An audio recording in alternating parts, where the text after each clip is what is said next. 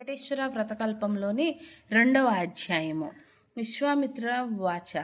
ఈ అధ్యాయము మనకు మహా తపస్సంపన్నులైన సాక్షాత్తు శ్రీ విశ్వామిత్రుల వారు అనుగ్రహించారు.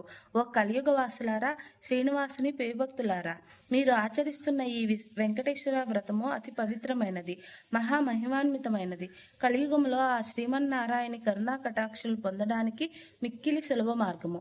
పూర్వకాలమున అనేక మంది శ్రీవారి భక్తులు ఈ వ్రతం ఆచరించి తమ తమ అభిష్ట సిద్ధి పొంది ఉన్నారు. ఇంత సులభతరమైన వ్రతము మనకు అనుగ్రహించిన ఆ శ్రీ వెంకటేశ్వర స్వామి వారికి ముందుగా మనమందరము నమస్కరించవలెను.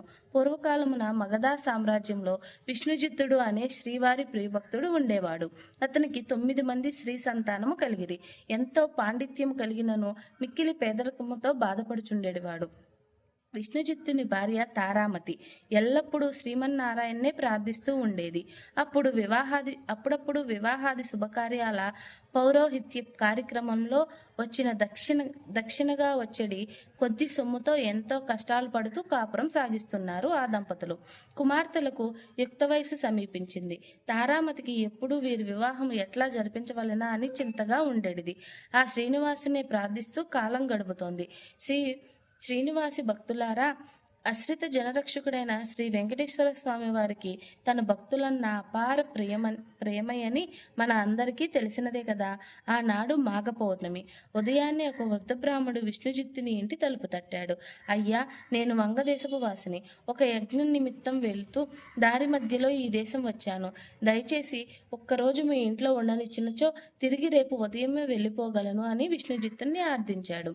అందులకు విష్ణుజిత్తులు, స్వామి, అంతకు మించిన అదృష్టం మాకేమున్నది?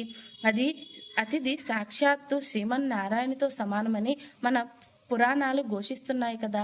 తమరు ఎటువంటి సంకోచము లేకుండా మా ఇంటిలో తప్పక ఉండవలసింది అని ముసలి బ్రాహ్మణుని లోనికి తీసుకుని వచ్చి సపర్యలు గావించారు. ఈరోజు మధ్యాహ్నం భోజనానంతరం ఆ వృద్ధ బ్రాహ్మణుడు తారామతితో ఇలా అన్నాడు. ఏమమ్మా, దిగాలుగా ఉన్నావు? ఏమిటి నీ బాధ? ఏమీ సంకోచించకుండా చెప్పు అన్నాడు. అప్పుడు తారామతి, స్వామి, తమరు మహా తపస్సంపన్నులు. తేజస్సుతో సాక్షాత్తు ఆ వెంకటేశ్వర వైకుంఠవాసుని మాదిరిగా ఉన్నారు. మీ వద్ద దాచేదేమున్నది? నా మనోవ్యధంతా నా పుత్రికల వివాహం గురించి అని విన్నవించుకున్నది. అంతటా ఆ విప్రమోత్తముడు చిరునవ్వు నవ్వి, తల్లి, నీ బాధను నేను గ్రహించితిని. నీ కష్టములన్నీ తొలగిపోయి కుమార్తెలకు శుభప్రదముగా వివాహము కాగలుగుటకు ఒక అద్భుత వ్రతము మీకు చెప్పుదను. ఈ వ్రతము ఆచరించిన మీ కష్టములన్నీ పటాపంచలు కాగలవు. శ్రీ వెంకటేశ్వర వ్రతమును ఈ వ్రతము మిక్కిలి సులభతరము అని చెప్పి ఆ వ్రత విధానం అంతయు ఆ దంపతులకు వివరించాడు. అంతటా విష్ణుజిత్తుడు, స్వామి, మహా సంతోషం. ఇంతకు మించి మహాభాగ్యం ఏముంటుంది? ఎన్నో రోజులు ఎందుకు? శుభస్య శీఘ్రం అన్నారు కదా మన పెద్దలు. ఈ రోజు మాఘ పౌర్ణమి, ఎంతో శుభదినం. ఈ రోజే తమను సెలవిచ్చిన శ్రీ వెంకటేశ్వర వ్రతము ఆచరించదము అని విష్ణుజిత్తుడు, తారామతి దంపతులిద్దరూ తమ కుమార్తెలందరితో కలిసి ఆ రోజు సాయంకాలముననే బంధుమిత్రులను పిలుచుకుని శ్రీ వెంకటేశ్వర వ్రతము అత్యంత భక్తి శ్రద్ధలతో ఆచరించారు. వచ్చిన భక్తులందరూ వ్రతము పూర్తి అయిన పిమ్మట తీర్థ ప్రసాదాలు స్వీకరించి తమ గృహములకు వెడలిరి. అప్పుడు విష్ణుజిత్తుల వారు భార్యా సమేతముగా ఆ బ్రాహ్మణోత్తమునికి పాద నమస్కారము గావించి తమ దంపతులను ఆశీర్వదించవలసిందిగా వేడుకున్నాడు.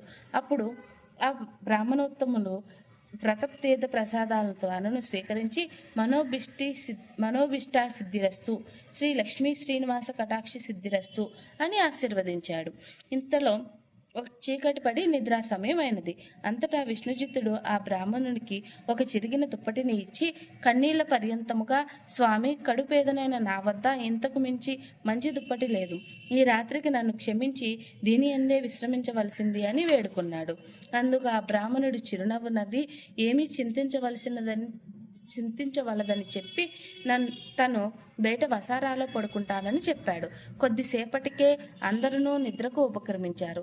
రాత్రి 4వ జామున ఉరుములు మెరుపులతో పెద్ద వర్షం మొదలైంది. అంతా కటిక చీకటి.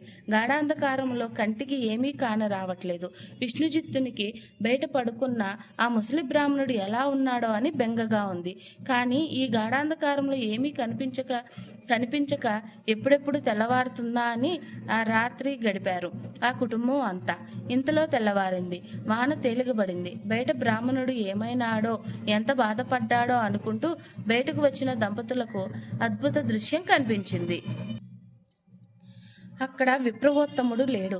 చిరిగిన దుప్పటి స్థానంలో పట్టు పీతాంబరం ఉంది. ఆ పీతాంబరంపై శ్రీ వెంకటేశ్వర స్వామి వారి విగ్రహం చిరునవ్వుతో కనిపించింది. జరిగినదంతా ఆ దంపతులకు అర్థమైంది.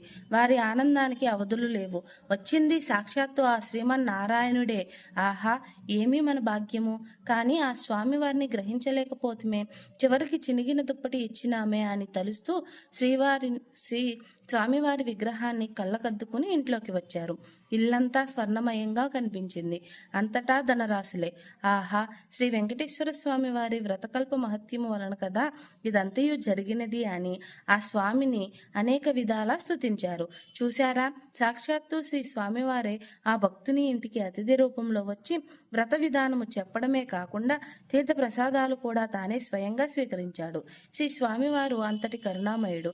ఎవరైతే భక్తి శ్రద్ధలతో ఈ వ్రతం ఆచరిస్తారో వారింటికి తానే స్వయంగా ఏదో రూపంలో తప్పక వస్తాడు. మీరందరూ కూడా ఈ వ్రతాన్ని ఆచరించి స్వామి కరుణా కటాక్షాలు పొందండి. శ్రీ లక్ష్మీ శ్రీనివాస కటాక్ష సిద్ధిరస్తు అని విశ్వామిత్రుల వారు సెలవిచ్చారు. గోవింద గోవింద గోవింద. 2వ అధ్యాయం సమాప్తం. శ్రీకాంతాయ కళ్యాణ నిధియే నిధియర్తినాం శ్రీ వెంకట నివాసాయ శ్రీనివాసాయ మంగళం.